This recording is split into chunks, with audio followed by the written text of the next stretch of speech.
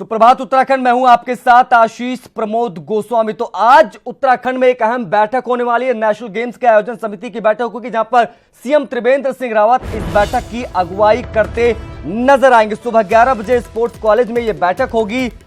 साल 2021 में national games की मेजबानी करने वाले उत्तराखंड, इस लिहाज से यह बहुत ज्यादा अहम बैठक मानी जा रही है। नेशनल गेम्स आयोजन समिति की यह अहम बैठक होगी।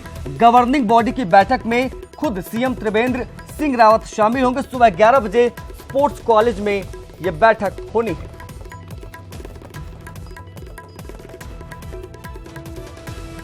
तो इस वक्त की बड़ी खबर, बड़ा अपडेट आपको बता दें कि गवर्निंग बॉडी की बैठक होगी, जहां पर सीएम त्रिवेंद्र सिंह रावत शामिल होंगे। नेशनल गेम्स आयोजन समिति की यह बैठक होनी है। दीपांकर भट्ट हमारे सहयोगी इस वक्त हमारे साथ फोन लाइन पर जुड़ गए। काफी ज्यादा अहम बैठक मानी जा सकती है दीपांकर, क्योंकि 2021 में नेशनल गेम्स की मेजबानी करना है उत्तराखंड को। बिल्कुल आशीष, बहुत अहम बैठक रहेगी और 2021 में पहले शुरुआती 3-4 महीनों में यहाँ पर कुंभ का आयोजन होना है हरिद्वार में, तो पूरा शासन सरकार उसमें लगेंगे और उसके बाद नेशनल गेम्स होने हैं। वैसे 2020 से पहले प्रस्तावित थे, लेकिन बाद में राज्य सरकार ने वक्त मांगा था कि हमें एक साल आगे दिया जाए। तो अगले साल छत्तीसगढ़, उसके बाद 2021 में उत्तराखंड और फिर 2022 में मिजोरम में ये गेम्स होने हैं। तो अब सरकार के लिए एक बड़ी चुनौती है कि एक ही साल में कुंभ और नेशनल गेम्स, मतलब 2 बड़े आयोजन करने। इसमें मुख्यमंत्री त्रिवेंद्र सिंह रावत का खुद इसमें ये इंटरेस्ट है कि देखा जाए और एक अच्छा संदेश पूरे देश में जाए कि उत्तराखंड भी अच्छी तरीके से खेलों की मेजबानी कर सकता है आशीष।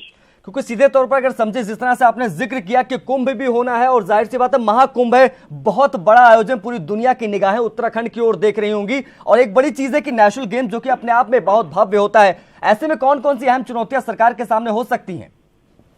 सरकार के सामने चुनौती इस लिहाज से है कि आपको स्टेडियम तैयार करने हैं और लोग होटल्स की व्यवस्था करनी है। मतलब देश भर के टूरिस्ट यहाँ पर आएंगे, तमाम लोग यहाँ पर आएंगे, खेल के चाहने वाले यहाँ पर आएंगे, स्पोर्ट्स के तमाम स्पोर्ट्समैन यहाँ पहुंचेंगे। तो इस लिहाज से सरकार को पूरी तैयारी करनी है और उससे पहले पूरी सरकार को हरिद्वार में कुंभ का आयोजन करना है, उसके मैनेजमेंट पे लगना है, उसकी तैयारियां अभी से चल रही हैं। तो 2 बड़े आयोजन 2021 में है और 2022 में उत्तराखंड में चुनाव होना है विधानसभा का। तो 2021 के ये 2 बड़े आयोजन तय करेंगे कि 2022 में सरकार किस मैसेज के साथ जनता के बीच जाएगी आशीष। अच्छा दीपांकर, गवर्निंग बॉडी की जो आज बैठक होनी है सुबह 11 बजे से, इस बैठक से क्या कुछ चीजें निकलकर सामने आ सकती हैं? आज खास बात यही रहेगी कि किस तरीके से आगे तैयारियों को अंजाम दिया जाए, क्योंकि उससे पहले इंस्पेक्शन होगा। लगभग 1 साल पहले तैयारियों को लॉक कर लिया जाएगा।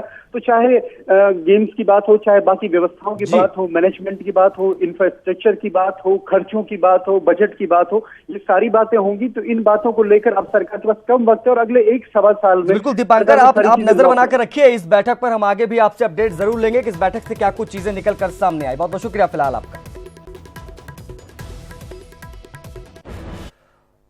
तो बीजेपी विधायक उमेश शर्मा काऊ को आज जवाब देना होगा। 6 अक्टूबर को पार्टी ने कारण बताओ नोटिस जारी किया था। काऊ पर पार्टी विरोधी गतिविधियों में शामिल होने का आरोप लगा हुआ है। पंचायत चुनाव में पार्टी के उम्मीदवार के खिलाफ प्रचार का आरोप भी इनके ऊपर है। रायपुर सीट से बीजेपी विधायक है उमेश शर्मा काऊ।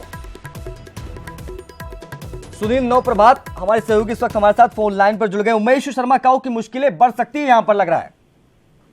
बिल्कुल आशीष, भाजपा ने 6 अक्टूबर की शाम को उनको नोटिस सर्व किया था और ये बात कही गई थी कि 3 दिन के अंदर इसका जवाब देना होगा। लेकिन जिस तरह से लगातार काऊ इस बात को इग्नोर करते रहे कि उनको अभी तक नोटिस सर्व नहीं हुआ है, तो कल मंगलवार को पार्टी ने उनको बाय हैंड नोटिस भेजा है, उनके कार्यालय में नोटिस जमा कराया है। तो अब काऊ को ये नोटिस मान लिया जाएगा कि उनको ये नोटिस मिल गया है और अब उनको या तो 10 तारीख को जवाब देना होगा या 11 तारीख को 11 अक्टूबर तक उनको हराल में जवाब देना होगा।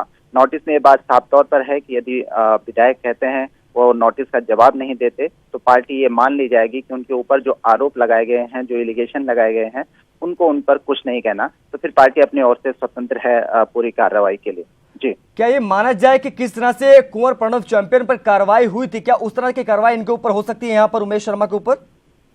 बिल्कुल आशीष, भाजपा का जो रुख दिखता है वर्तमान में वो बेहद गंभीर है अनुशासनहीनता को लेकर, क्योंकि आपने देखा कि जिला पंचायत के इस निर्वाचन के दौरान पार्टी अभी तक 96 लोगों को निष्कासित कर चुकी है, जिसमें बड़े पदाधिकारी भी थे, कार्यकर्ता भी थे। आरोप ये था कि इन्होंने पार्टी कैंडिडेट के खिलाफ भीतरघात किया है इन चुनाव में। तो ठीक उमेश शर्मा काऊ का जो प्रकरण है वो पूरी तरह से इसी से लिंक है और पार्टी से बेहद गंभीरता से ले रही है, क्योंकि जो नोटिस की भाषा है उसको आप देखेंगे तो उससे ये साफ जाहिर हो जाता है कि पार्टी काऊ को भी किसी तरह की राहत देने के मूड में नहीं है। और हो सकता है कि अगर काऊ अपना जवाब नहीं दें या पार्टी उनके जवाब से संतुष्ट नहीं हो पाती तो उनके खिलाफ भी चैंपियन जैसी कार्रवाई अमल में लाई जा सकती है। शायद इसीलिए प्रदेश अध्यक्ष अजय भट्ट का भी लाउड एंड क्लियर एक ही एजेंडा है कि जो भी पार्टी विरोधी गतिविधियों में लिप्त पाया जाएगा उसके खिलाफ कार्रवाई होगी। सुनील, बहुत बहुत शुक्रिया आपका इन तमाम जानकारियों।